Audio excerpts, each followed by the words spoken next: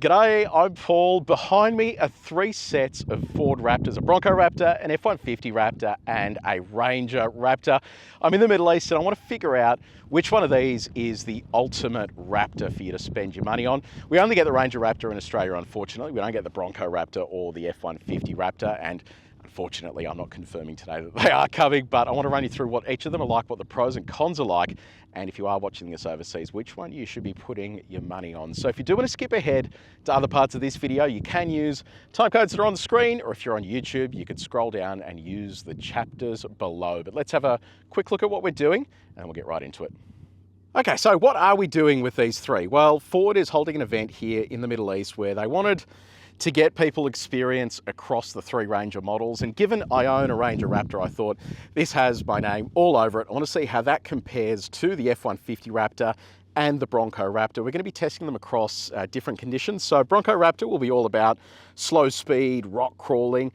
F-150 Raptor will be all about faster sand driving, and then Ranger Raptor will be all about more technical sand driving. So we're going to get behind the wheel of each of these. I'll run you through as much as I possibly can.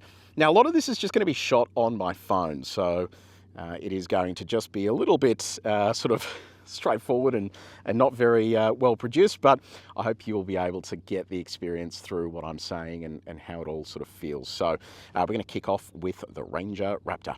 This is pretty familiar.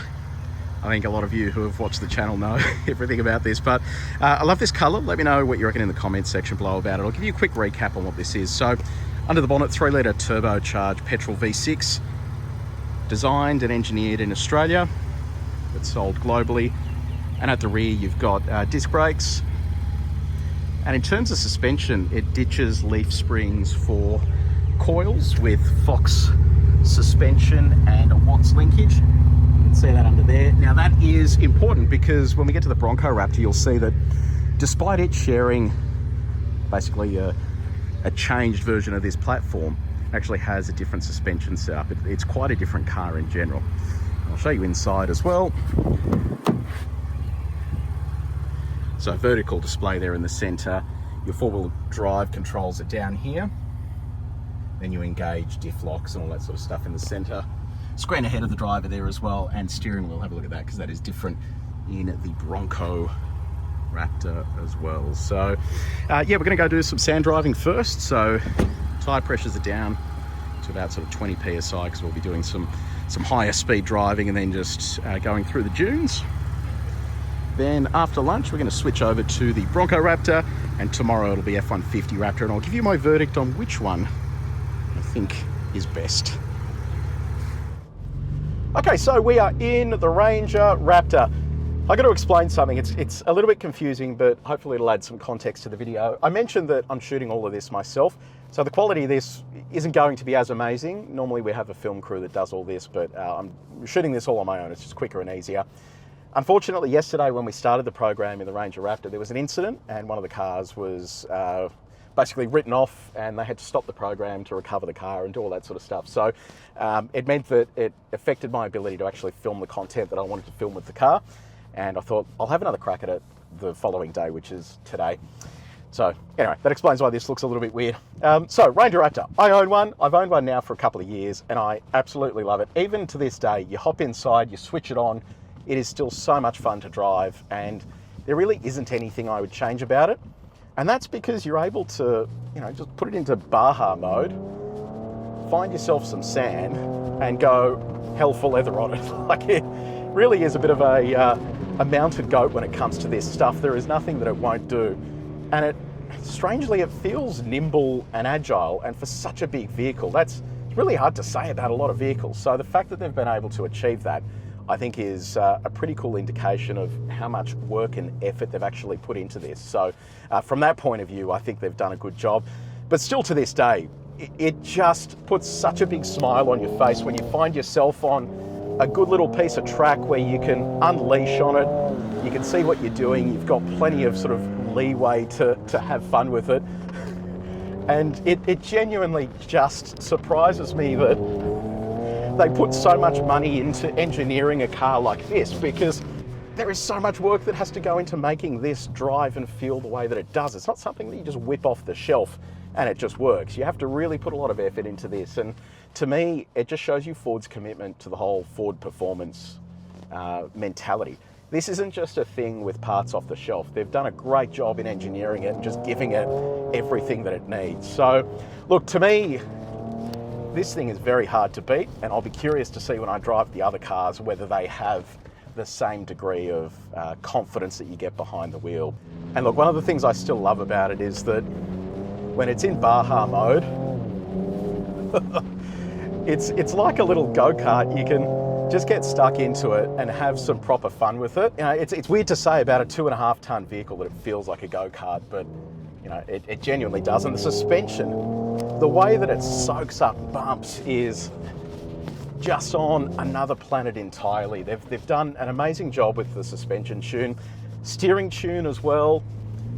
You just have to drive one to understand what I mean. Like, it is so cool. And the fact that also you can just leave it in 2-wheel drive if you want and really just chop it all up is pretty unreal. So I think for me, just everything about the way that it handles makes it not feel like a dual cab ute, shrinks around you, and that's something that's hard to say about the F-150. So, you know, I don't know, what can I say?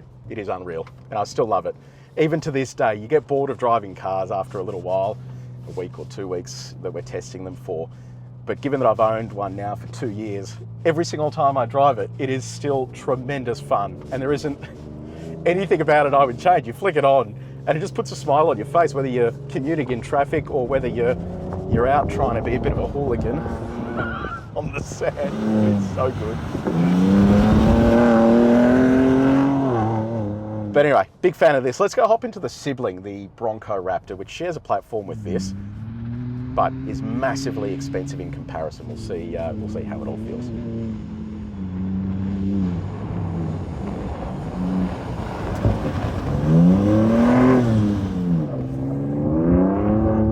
Okay, so we're done with Ranger Raptor. Sorry, that was sort of super condensed and weird.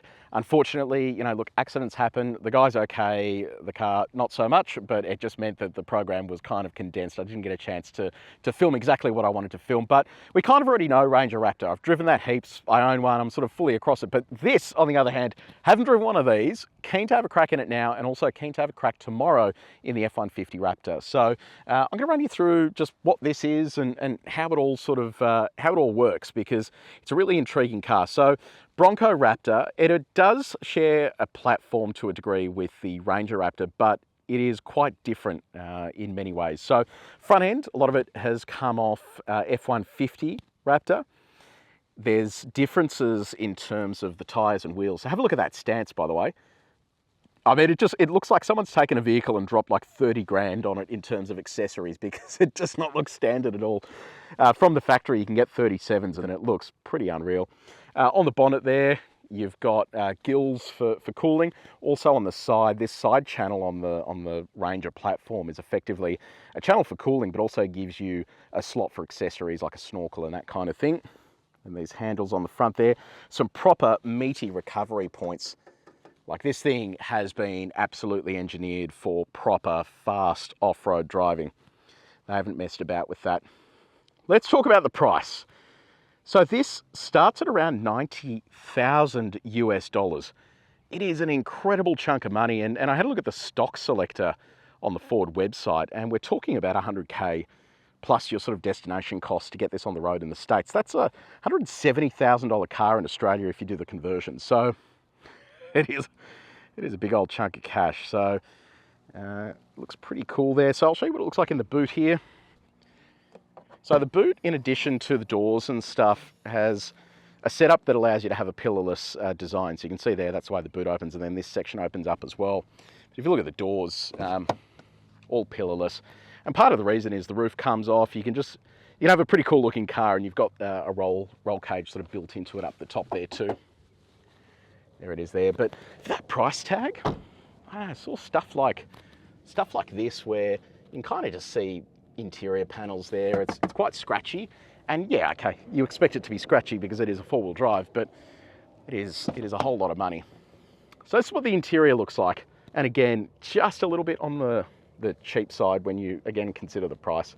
200K, just doesn't feel all that sort of special or crazy. So screen in the middle is a horizontal layout instead of a vertical layout. You've got Bronco off to the side. Some four-wheel drive controls up the top here. So you've got sway bar disconnect, and then your other controls there that I'll run through a little bit later on.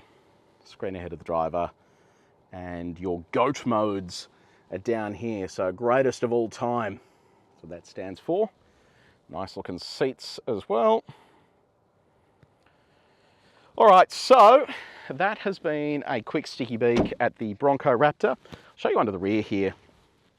So under here is where you're going to find panhard rod instead of a Watts linkage. So again, a difference there from Ranger Raptor. Gives it more articulation.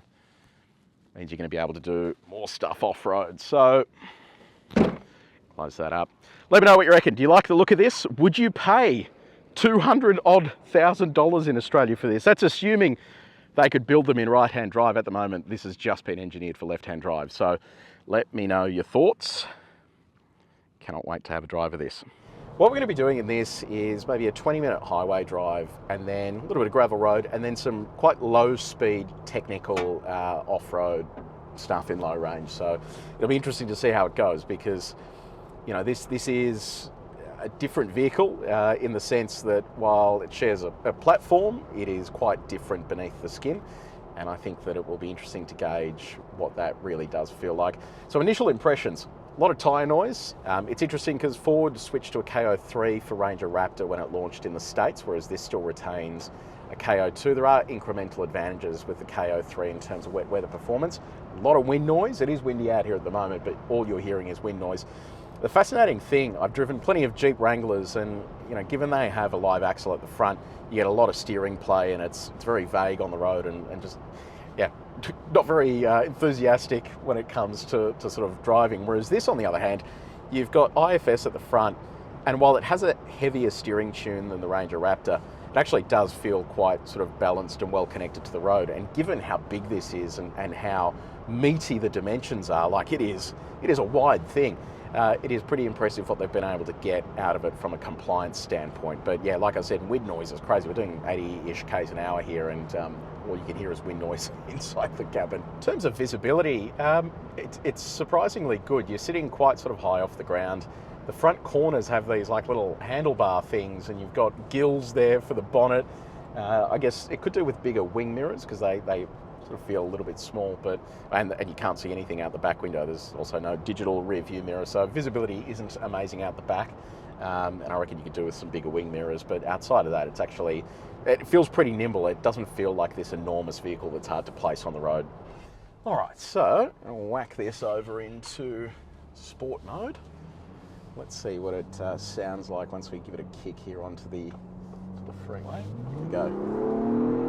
Oh, yeah, that sounds unreal. Nice. Yeah, it's got a bit of noise to it. It actually sounds much louder than a Ranger Raptor, because you're effectively, you know, the exhaust is coming into the cabin instead of sort of being located about the tray. So you're getting a whole lot more noise inside the car than you do in the Ranger Raptor. There's an exhaust button here, so I'll set it to my preferred annoy the neighbours mode, which is Baja, and I'll just see what it's like once we flick this U-turn here. All right, here we go. Give it one more crack.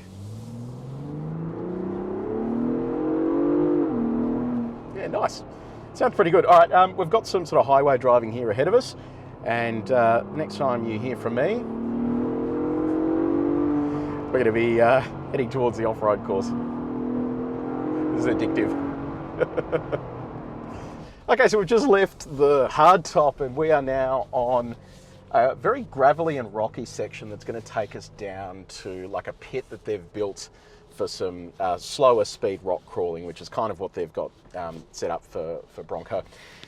Immediately, compared to the Raptor, this has a much softer ride. Like, it is a noticeable difference there in terms of how it actually traverses over some of this bumpier stuff.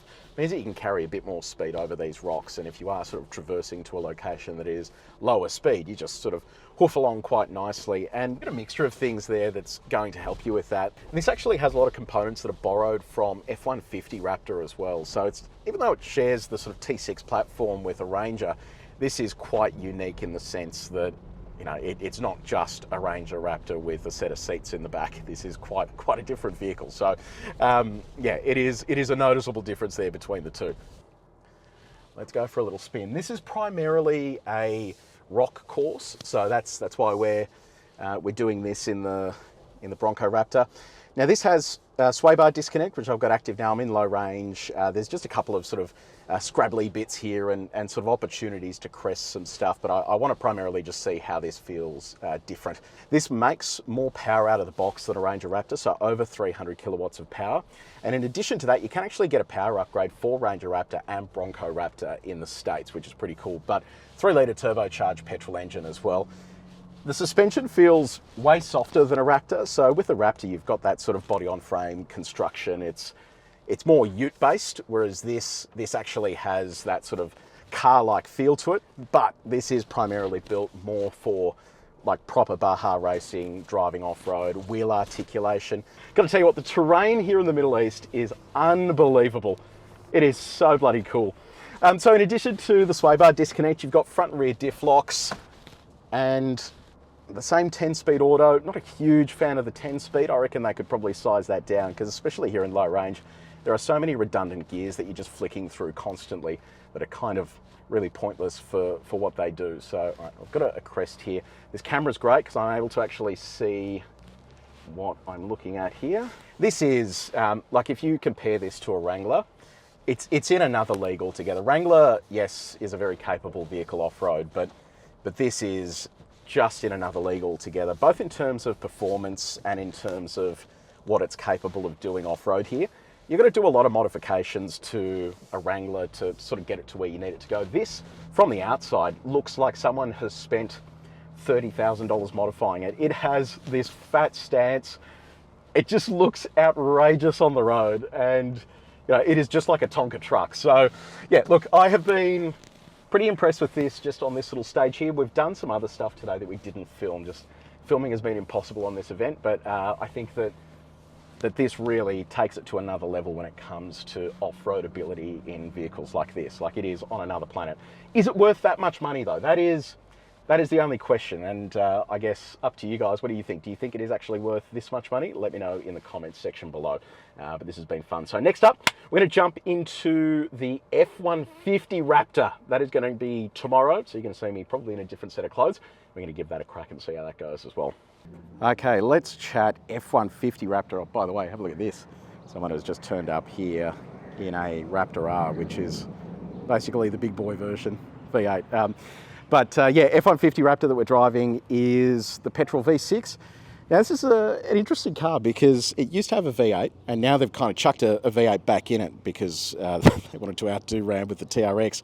But this is basically a bigger version of the engine you're going to find in the Bronco Raptor and the Ranger Raptor.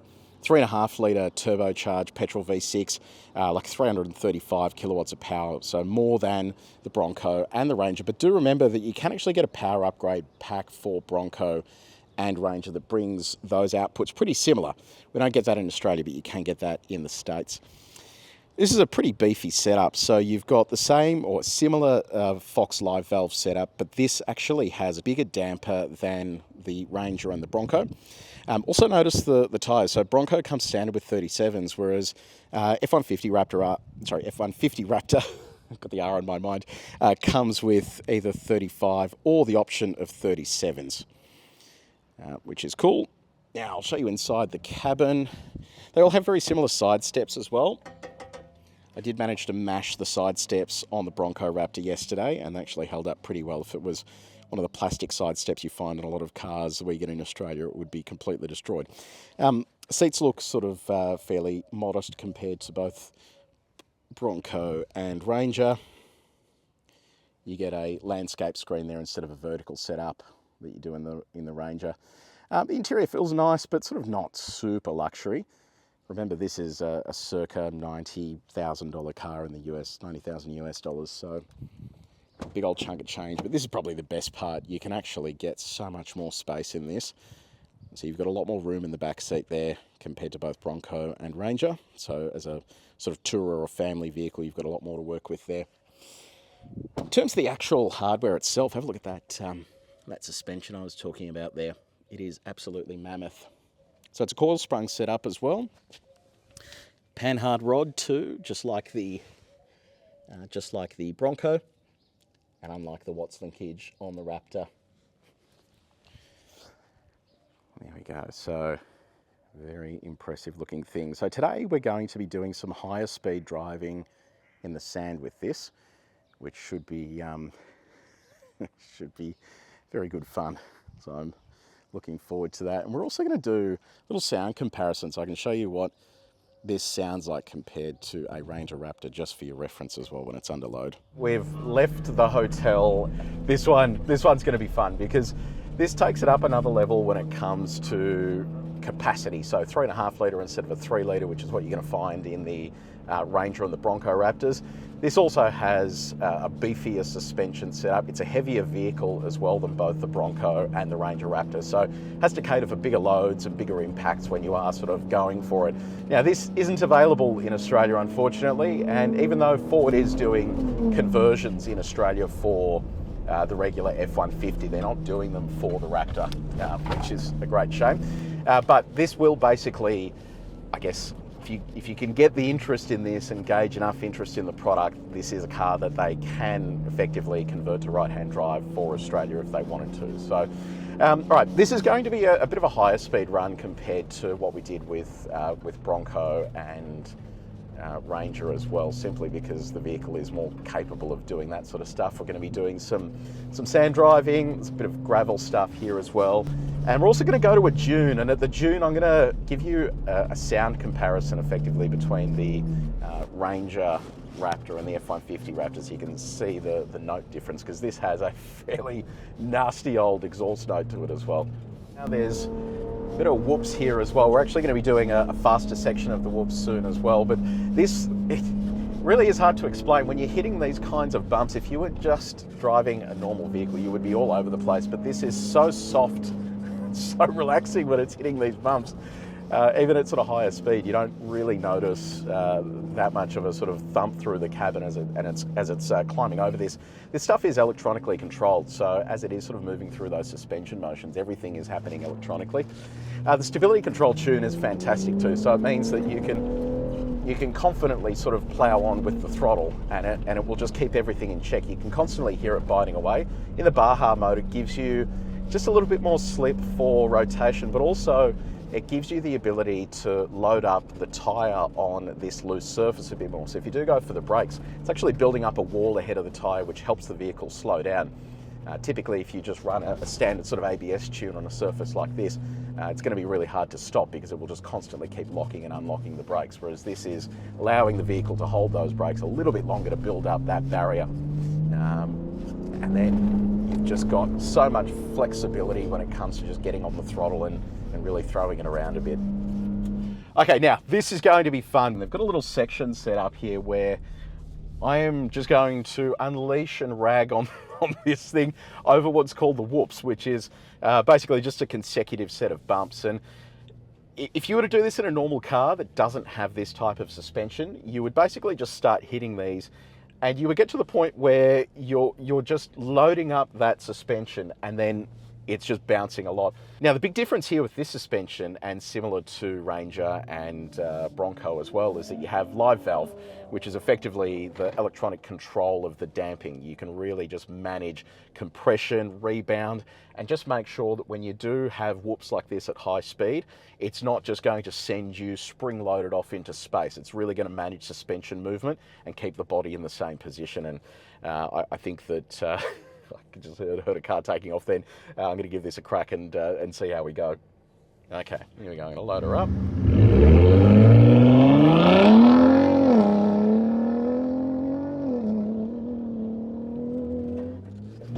And then just stand on it. Oh, yes. Oh, this feels so good. It is unbelievably quick. Oh, man. Wow, that is so cool. For a vehicle this size to just be able to do that is on just another planet altogether, and it gives you enough freedom to then sort of just get stuck into it and have some fun with it as well. So, oh man, this is so bloody cool. Okay, so we're out of the cars now. We're going to do something interesting. That sand dune there, we're going to send a Ranger Raptor up and then an F-150 Raptor up, just so you can hear the difference. I don't know how well the audio is going to pick it up, but Ranger Raptor will go first, then F-150 Raptor. So despite them having sort of very similar engines, slightly bigger capacity in the F-150 Raptor, the sound is just completely different. So yeah, let me know what you reckon. Which one sounds better? Let me know in the comments section.